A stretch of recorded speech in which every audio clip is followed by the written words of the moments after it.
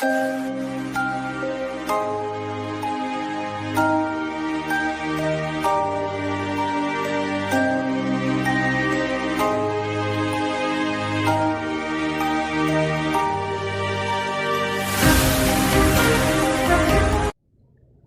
Students, my self Neha Joshi from SKG AVM Sujangarh.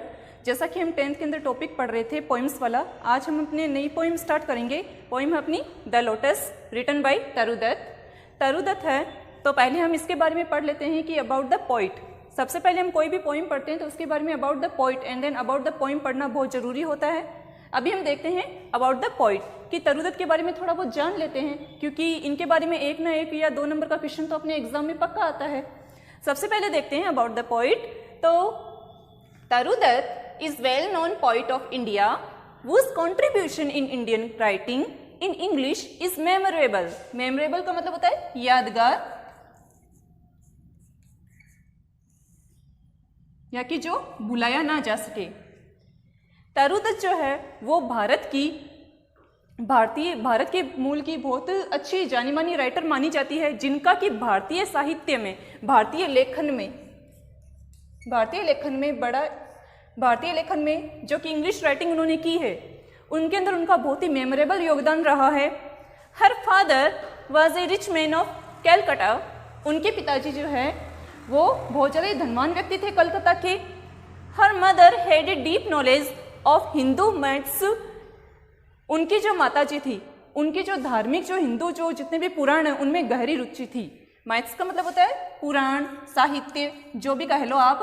तो उनकी जो माताजी थी, किनकी? तरुदत्त की माताजी का, जो कि भारतीय जितने भी जो पुराण थे, साहित्य थे, उनमें बहुत ज़्यादा ही गहरी रुचि थी। This family was impressed by the glitter of the West and had embraced Christianity. Christianity का मतलब होता है ईसाई धर्म। ओके, इम्प्रेस्ड यानी कि इम्प्रेस हो जाना, किसी से अपन मोहित हो जाते हैं। ग्लिटर यानी कि चकाचौंध।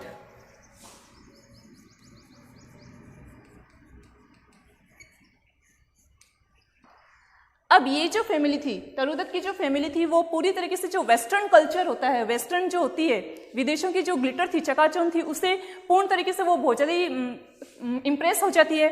फिर उन्होंने उसको देखते हुए क्या किया था, जो ईसाई धर्म है उसको अपना लिया था। इम्प्रेस्ड का मतलब होता है अपना लेना। उन्होंने ईसाई धर्म को अपना लिया था। But Toru Dutt had a deep attraction for the Indian epics and mythology. Epics का मतलब होता है महाकाव्य।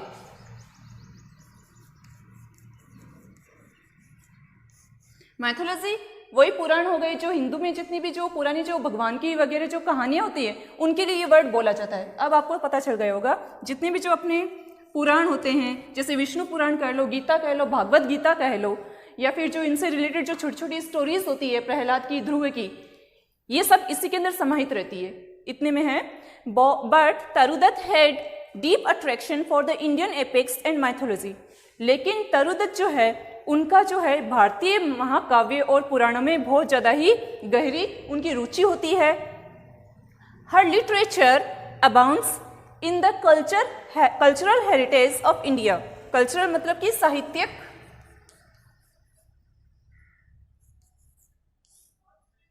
हेरिटेज मतलब कि धरोहर,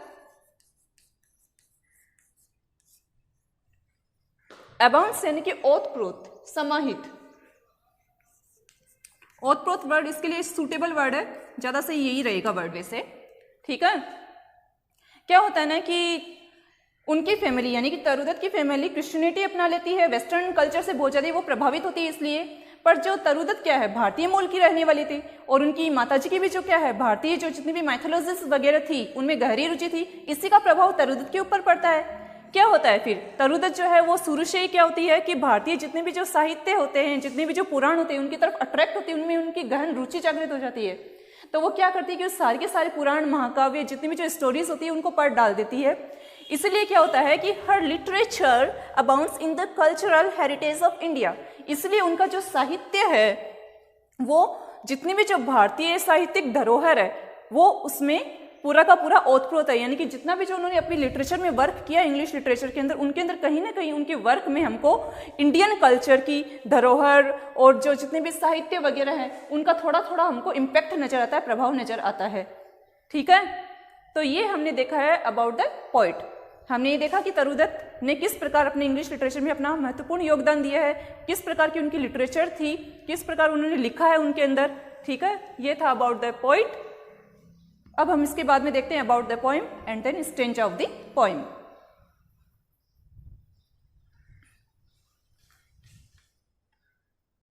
अब हम देख लेते हैं about the poem. About the poem में है कि the lotus is a small poem called sonnet. ये क्या है, एक लोटस छोटी सी पोइम है। सोनेट क्या होती है, 14 लाइन्स की पोइम्स होती है, तो उसके अंदर क्या है, ये सोनेट है पोइम एक तरीके के। It is a Petrarchan sonnet. Petrarchan sonnet sonnet का ही एक टाइप होता है जिसके अंदर की जो 14 लाइन होती है उनको 2 पैराग्राफ में डिवाइडेड कर देते हैं। एक कहलाता है आपका ऑक्टेव पार्ट और एक कहलाता है आपका सेस्टेक पार्ट। पेट्रार्कन द्वारा ये रिटर्न है इसलिए इसको पेट्रार्कन सोनेट कहा जाता है। इसकी ऑक्टेव पार्ट और सेस्टेक पार्ट की जो है ना राइम स्कीम वो लगभग सिमिलियर रहती है। जैसे कि आपका ऑक्टेव पार्ट हो गया जो कि आपकी फर्स्ट 8 लाइनें होती है, उसको होती है राइम स्कीम आपकी A-B-B-A, फिर वापस से रिपीट हो जाएगी A-B-B-A। राइम क्या होती है, लास्ट का वर्ड जाके हम पोइम की राइम स्कीम फाइंड आउट करते हैं। ये अपन आगे जब लिटरेचर वो जो लिटरेरी टर्म्स पढ़ेंगे उसके अंदर हम आराम से एक्सप्लेन करेंगे। अगला होता है आपका सेस्टेक पार्ट जो कि 6 लाइनों वाला होता है, कंक्लूडिंग पार्ट अपन उसको कहते हैं। वो क्या होती है आपकी 6 लाइनें होती है उसके अंदर भी उसकी राइम स्कीम जो होती है वो फिक्स रहती है C-D-E। ठीक है, तो ये पेट्रार्कन सोनेट का ही एक टाइप है। सोनेट तो है लेकिन पेट्रार्कन टाइप का सोनेट है, ये ध्यान रखिए। In this poem the poet describe A dispute among flowers in the manner of beauty contest. अब इस पोएम के अंदर क्या होता है कि जो अपनी पोइट है तरुदत्त है वो क्या होती है कि फूलों के बीच में यानी फ्लावर्स जो होते हैं उनके बीच में क्या होती है, एक डिस्प्यूट यानी कि बहुत बड़ा उनके बीच में जो कॉन्फ्लिक्ट हो जाता है, मतलब कि बहस हो जाती है। किस चीज को लेकर, ब्यूटी कॉन्टेस्ट को लेकर, यानी कि फूलों के अंदर भी सबसे बेस्ट फ्लावर कौन सा है, इस चीज को लेकर सभी फूलों के बीच में क्या हो जाता है, एक डिस्प्यूट हो जाता है। The rose and the lily are rivals to get the status of the best flower. उस समय क्या होता है कि एक तो होता है रोज का फ्लावर और एक होता है लिली का फ्लावर। दोनों ही क्या होता है वेस्टर्न कल्चर को मतलब कि रिप्रेजेंट करते हैं दोनों ही फ्लावर। तो रोज और जो लिली का फ्लावर था वो बहुत ज्यादा ही हाईली जो एक दूसरे के राइवल थे यानी कि प्रतिद्वंदी थे किस इस चीज को पाने के कि बेस्ट फ्लावर का जो टाइटल है वो किस फूल को दिया जाए। इसके लिए 2 प्रतिद्वंदी थे उस समय। कौन थे राइवल्स, रोज और लिली। बट फ्लोरा यहाँ पर है the goddess of vegetation and flowers, यानी कि वनस्पति और फूलों की देवी। But Flora the goddess of flowers chooses the lotus as a flower of supreme beauty. लेकिन फ्लोरा जो क्या होती है कि इस जितनी भी जो इन दोनों के बीच में राइवलरी चल रही होती है, इन दोनों को ही ना चुनकर वो क्या करती है, लोटस को एज ए बेस्ट फ्लावर वो चुनती है, उसको ये टैग दे देती है, उसको सबसे ज्यादा सुप्रीम फ्लावर मानती है और सबसे ज्यादा खूबसूरत फूल भी उसी को मानती है।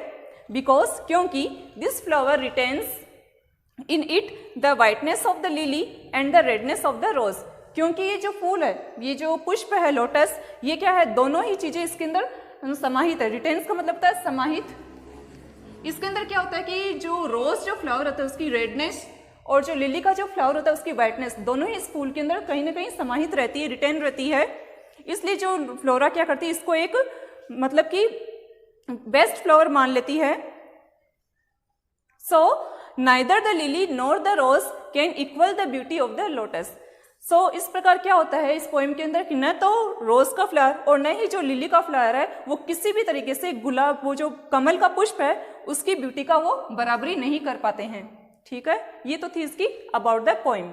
अब देख लेते हैं इसका स्टेंजा।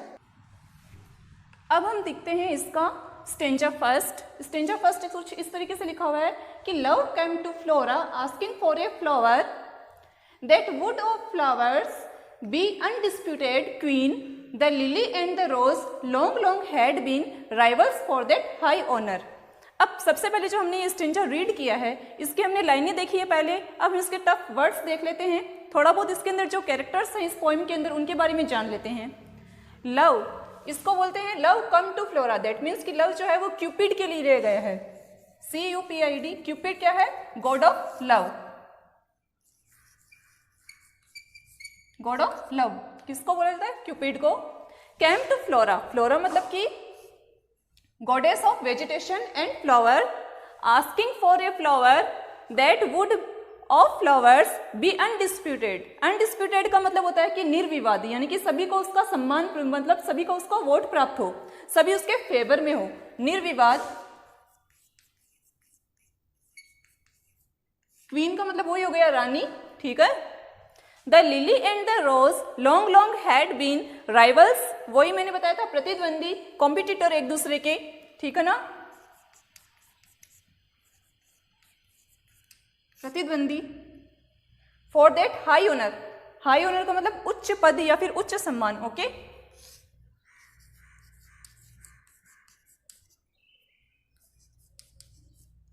ये तो हो गए इसके टफ वर्ड्स। इसका देख लेते हैं थोड़ा बहुत अपन हिंदी अर्थ। स्टेंजा फर्स्ट का, love came to Flora asking for a flower. Love यानी गॉड ऑफ लव जो है वो goddess of vegetation and flower के पास में आते हैं और उनको बोलते हैं एक फूल देने के लिए, उनसे एक पुष्प मांगते हैं वो।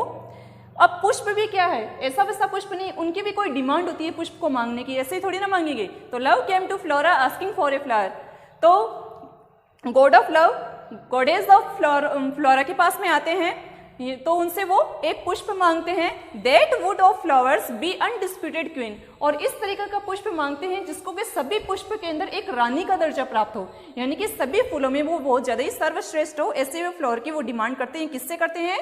फ्लोरा से।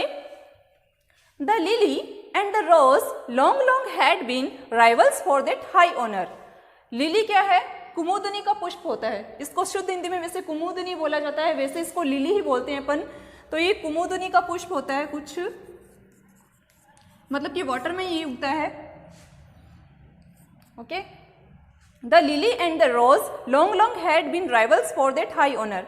उस समय क्या होता है कि उस समय जो लिली का फ्लावर है और जो रोज का फ्लावर है वो दोनों है वो बहुत ज्यादा ही समय से, बहुत पहले के समय से क्या है, एक दूसरे के बहुत हाईली कॉम्पिटिटर रहते हैं इस उच्च पद को पाने के लिए। ऐसा क्यों? क्योंकि रोज जो होता है वो अपनी रेडनेस के लिए, अपनी फ्रेग्रेंस के लिए बहुत ज़्यादा ही फेमस होता है, प्रसिद्ध होता है, हाँ। और जो लिली होती है वो अपने जो मतलब कि इसका सॉफ्ट जो अपीयरेंस होता है, वाइटनेस होता है, इसके लिए फेमस होती है।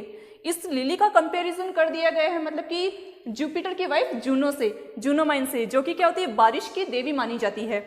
ये हम आगे पढ़ेंगे इसी पोइम के अंदर। The lily and the rose long long had been rivals for that high honour.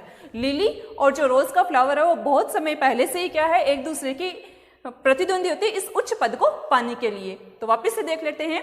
Love came to Flora asking for a flower that would of flowers be undisputed queen. The lily and the rose long long had been rivals for that high honour. God of love came to Flora asking for a flower, जो कि बहुत ज्यादा ही मतलब कि निर्विवाद रूप से क्या है कि फूलों की रानी कहलाने के योग्य हो। लिली और रोज का जो फ्लावर होता है वो इस उच्च पद को पाने के लिए बहुत समय पहले से ही आपस में प्रतिद्वंदी होते हैं। तो ये तो हो गया आपका इसका हिंदी अर्थ स्टेंजा फर्स्ट का।